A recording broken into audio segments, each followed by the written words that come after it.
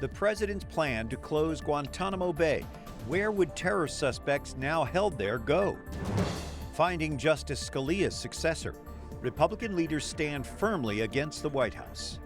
Voters caucus, how Nevada hopes to shape the Republican presidential race. And questionable values, why some Catholics rethink their relationship with the Girl Scouts. Those stories and more on EWTN News Nightly for Tuesday, February 23rd, 2016.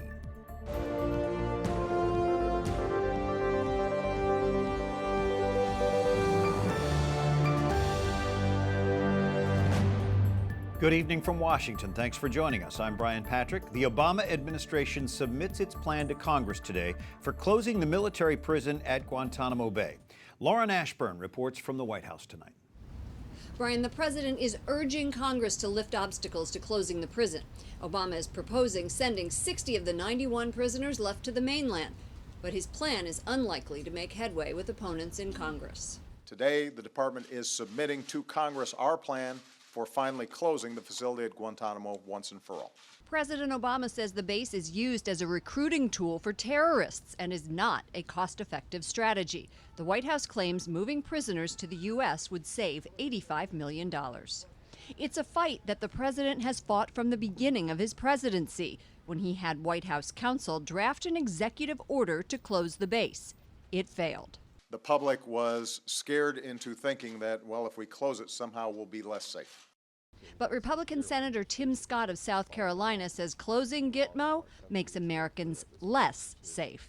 You cannot move any of these enemy combatants to a domestic location. That's the way it is. That's the way it should stay. Because it's simple. Why would you want to put a bullseye on the back of any American community? On the campaign trail, presidential candidate Marco Rubio agreed. This makes no sense to me. Number one, we're not giving back an important naval base to an anti-American communist dictatorship. Despite the big ambition, the president's plan is short on specifics. Still unanswered is the thorny question of where the prisoners would be located and whether the project could be completed by the end of the president's term.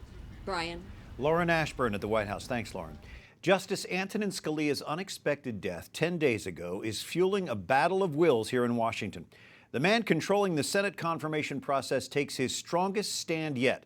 Jason Calvi reports from Capitol Hill tonight. Jason? Brian, the Republican approach can be summarized this way: no hearings, no vote. Senate Majority Leader Mitch McConnell made that message crystal clear today. President Obama has promised to nominate a replacement for Justice Scalia. Presidents have a right to nominate, just as the Senate has its constitutional right to provide or withhold consent. In this case, the Senate will withhold it. The top Republican senator urges Obama to wait and let the next president fill the Supreme Court seat. Senate Majority Leader Mitch McConnell quoted a 1992 speech by then Senator Joseph Biden.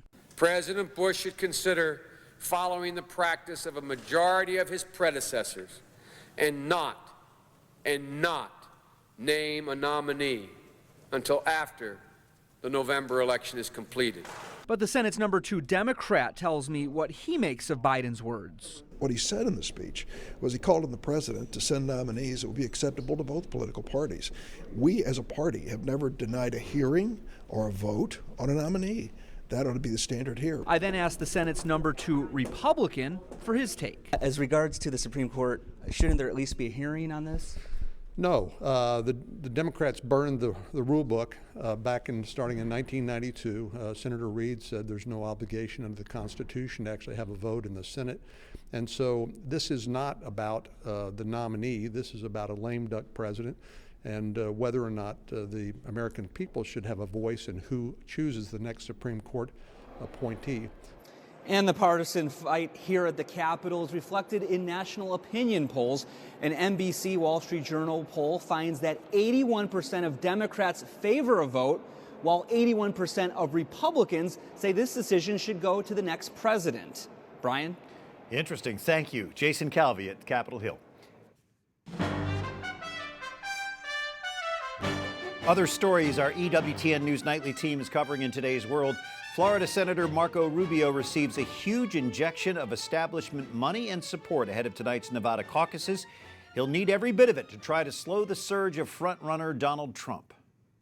Donald Trump hopes to lock in another win in Nevada, Forget the word caucus, just go out and vote, okay? while Marco Rubio appears set on amassing endorsements. I'm supporting Rubio. He's conservative and he's electable. He argues it's time for Republicans to rally behind him as the alternative to Trump before it's too late. If we nominate someone that half of the Republican Party hates, we're going to be fighting against each other all the way to November. We will never win that way. But right now, Trump's blows are firmly trained on Ted Cruz. This guy is sick. There's something wrong with this guy. Cruz is still trying to nix the narrative that his campaign plays dirty. Every single day, something comes out of the Cruz campaign that's deceptive and untrue. Tuesday, Cruz fired his communications director. This morning, I asked for Rick Tyler's resignation. This after the staffer distributed a video that appeared inaccurately to show Marco Rubio dismissing the Bible. Perhaps that was the most offensive one because they basically made it up. Well, Marco Rubio even gets a boost from one of his former rivals. New Jersey Governor Chris Christie sells his fundraising list to Rubio's campaign. Rubio hopes supporters from withdrawn rivals, such as Christie, can help boost his chances of gaining on Trump. Despite the deal, Christie has yet to endorse any one candidate for president. The U.S. government deports just a small fraction of unaccompanied children caught illegally crossing our southern border. More than 171,000 children crossed the U.S.-Mexico border without a family between 2012 and 2015. An official with Immigration and Customs Services or Enforcement tells a Senate committee today only 4% of them were sent back. Republicans say they're worried about a new flood of children this year. We do not have an open border. We have a border, and that's what's causing the tension in America today. It's not that people are angry that somebody in Central America would like to come to the United States who thinks they might do better economically. It's that we have laws and procedures that are just being ignored, and that's not acceptable. A Justice Department official says about 40% of immigrants don't show up for their immigration court hearings. As a result, they are routinely ordered for deportation, but he says the children are hard to track down. The commander of the U.S. forces in the Pacific sounds an ominous warning. He tells a congressional hearing today China wants control of East Asia. Wyatt Goolsby reports. In my opinion, China is clearly militarized in the South China Sea, and you'd have to believe in a flat earth to think otherwise. Admiral Harry Harris telling senators China is looking to claim more territory in East Asia. Some worry his testimony could inflame tension between the two world powers. Anxiety is already high among U.S. allies in the region, including South Korea, which is keeping a close eye on its neighbors to the north. China and the U.S. have different approaches on how to respond to North Korea's latest nuclear test and rocket launch. North Korea also has a very deliberate goal of increasing their cyber capability, and as you know, they've demonstrated that both here with the Sony attack in the United States and also in Korea against their banking and their media. The man in charge of American forces in Korea says the U.S. needs to put more pressure on the North Koreans. But at today's hearing, it was clear some lawmakers are skeptical recent sanctions will help. Have you ever found a situation in military history, modern military history, where sanctions stopped a dictator from acquiring weapons? I'm not aware. I'd have to look at that, Senator, to be honest with you. Do you think he cares how his people live? No, he does not.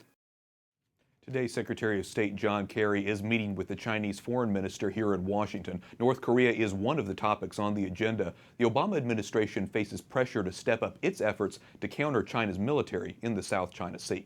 Brian. Thank you, Wyatt Goolsby. Catholic and other Christian leaders in Iraq meet with a high-ranking U.S. State Department official. Assistant Secretary of State Tom Malinowski arrived in Erbil on Tuesday.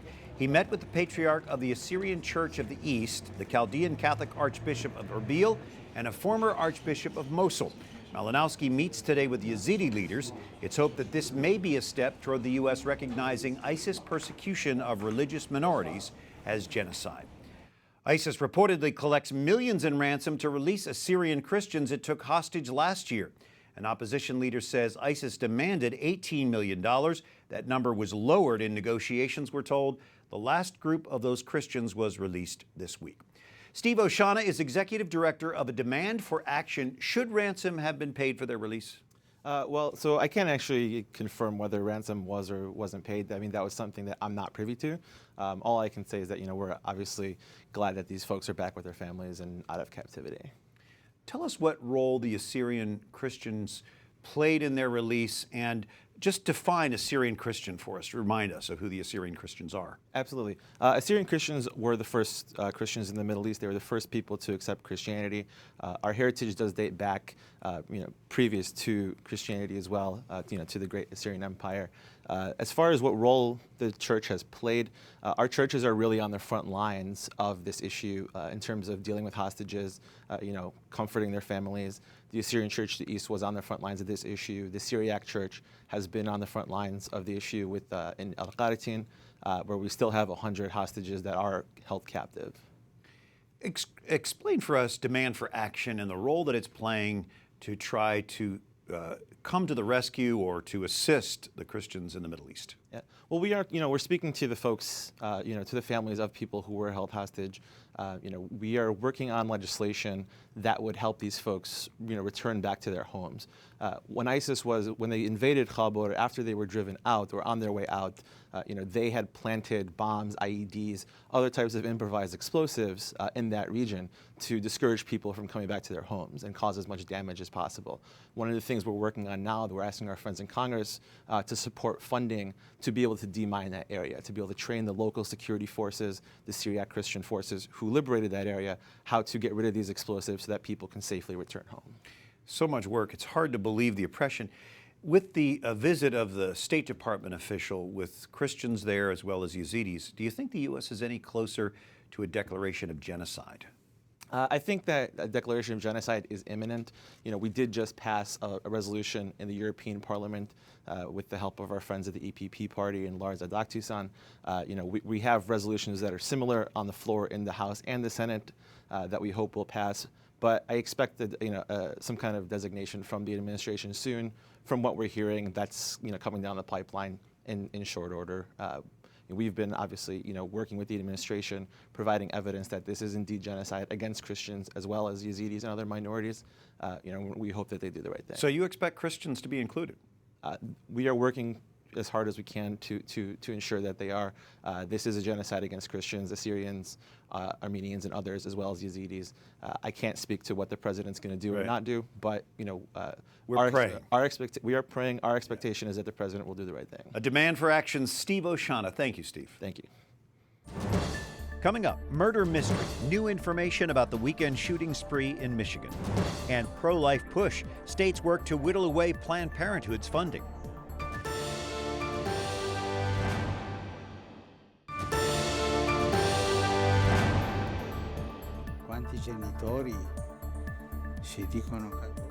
Pope Francis describing Christianity as a religion that by its very nature must act for good. The Holy Father speaking at Mass in the chapel of the Vatican's Casa Santa Marta, where he lives. Thanks for joining us this Tuesday evening. I'm Brian Patrick. The death toll from a shooting and house fire in Phoenix now stands at 5, including the gunman. Police say the dead are all related and that the shooter killed by police was the brother or son of the victims. Officers dodged bullets and donned breathing gear to enter the burning home, trying to help the victims. Some firefighters stood on the roof working to extinguish flames that gushed from the house. None of those first responders were injured.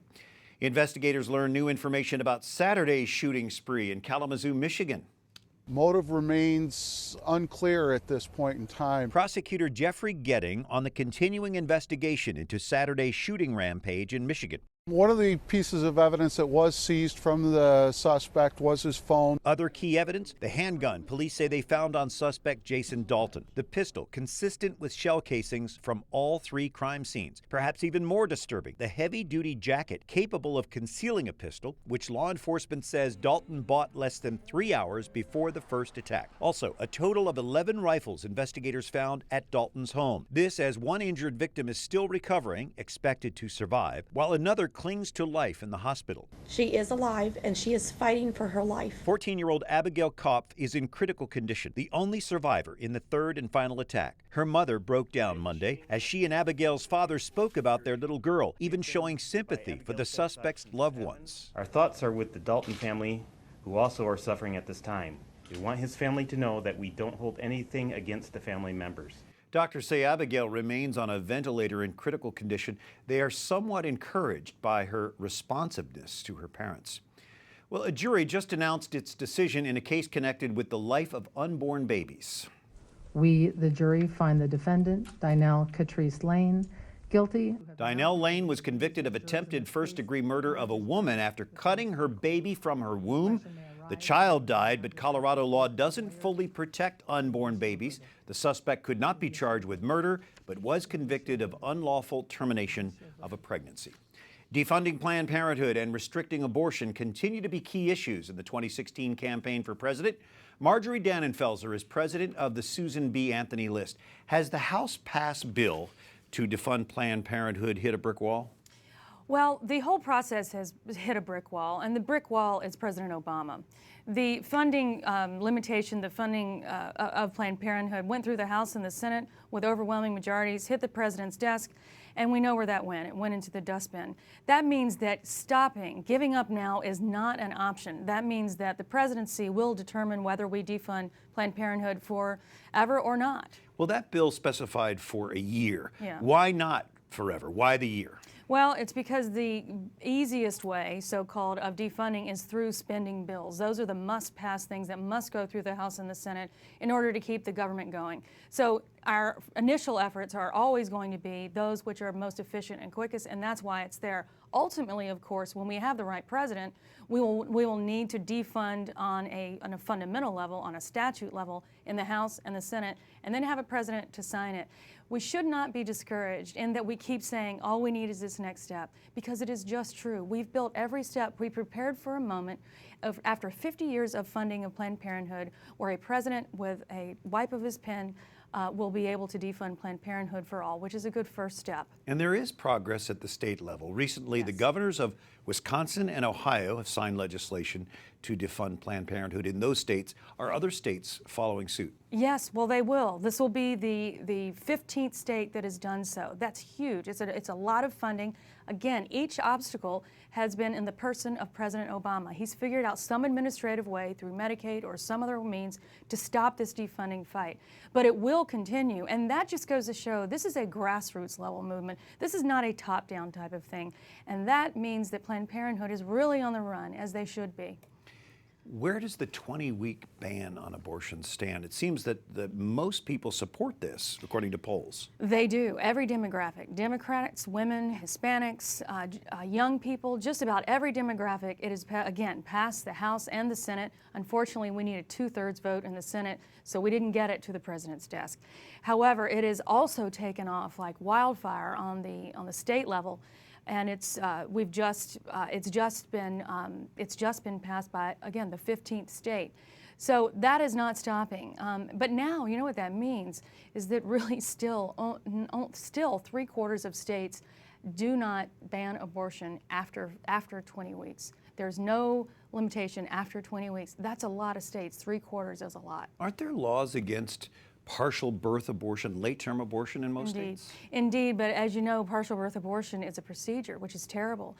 Again, going to 20 weeks, 5 months, is speaking to the life of that unborn child. The difference in the partial birth abortion debate and many other debates they're all issues surrounding the act. How do we do it? Who gives permission to get it? Who funds it? This is speaking to the life of the child, and what is the modest thing that we could do? We could at least stop it as a nation after 5 months. Almost everyone supports it, and all of the presidential candidates should be pressed on whether they support this or not. You seem encouraged by the progress we've made, and we continue to pray for more. I am, and I will. Marjorie Dannenfelser with the Susan B. Anthony List. Thanks for joining us tonight, Marjorie. Thanks. Up next, what's wrong with the Girl Scouts? A Catholic leader calls for a reevaluation of their mission effectiveness. And a treasured piece of ancient history, restoring the catacombs of St. Marcellinus and Peter.